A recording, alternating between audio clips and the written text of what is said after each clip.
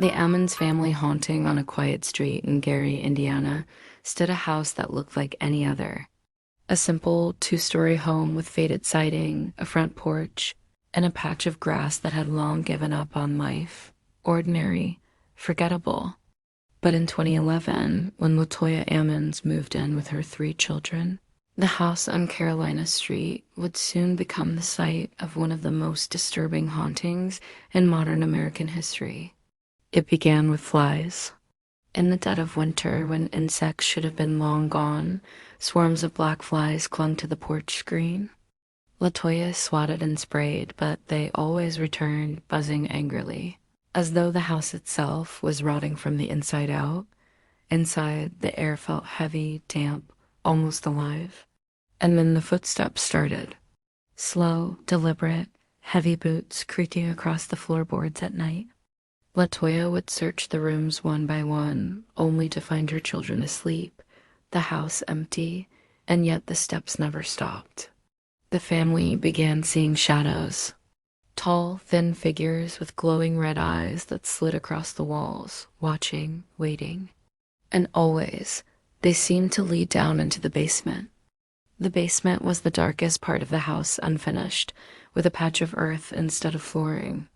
Neighbors whispered that the soil had been dug up, disturbed, as though something had once been buried there. And soon, the house turned its attention to the children. One night, Latoya's 12-year-old daughter levitated above her bed, body stiff as a board, eyes rolled back into her skull. Relatives rushed to hold her down, praying desperately until she crashed back to the mattress.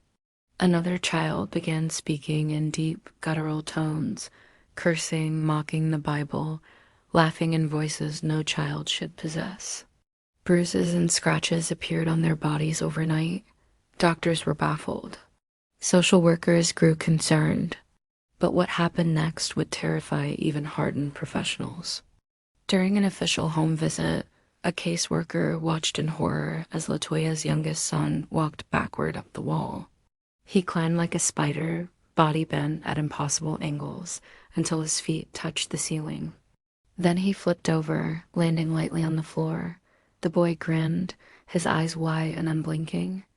The caseworker ran from the house, later swearing she had never seen anything like it. Police were called. Officers who entered the home reported strange failures, radios dying, recorders malfunctioning. In the basement, they discovered oily stains on the walls, puddles of water forming in dry rooms, and in the dirt, odd marking symbols carved into the earth. One officer took a photo of the house from outside, and in the empty upstairs window, a dark figure stared back. Latoya, desperate for help, turned to the church. A local priest investigated and declared the presence inside to be evil. Exorcisms began. During these rites, Latoya convulsed, speaking in voices not her own. The lights flickered, the house groaned, and a stench filled the air. The children screamed as though something invisible tormented them. Witnesses described the walls trembling, as though the very structure was resisting the prayers. Eventually, authorities intervened, removing the children for their safety.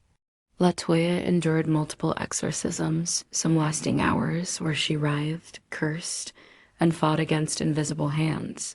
Slowly, painfully, the grip of whatever haunted them began to loosen. The Ammons family never returned to the house. They left everything behind: furniture, clothes, toys. To them, it wasn't a home anymore. It was hell. For a time, the house sat abandoned.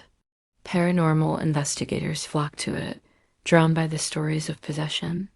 Some left shaken, claiming to hear screams echoing in the night, doors slamming shut, and a presence that pressed against their chest, making it hard to breathe.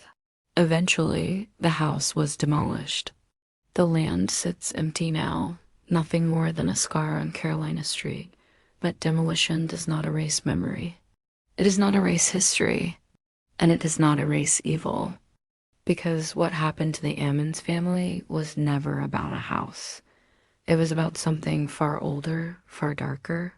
Something that found a home there, And when the walls came down, it went looking for another. Perhaps even now it waits.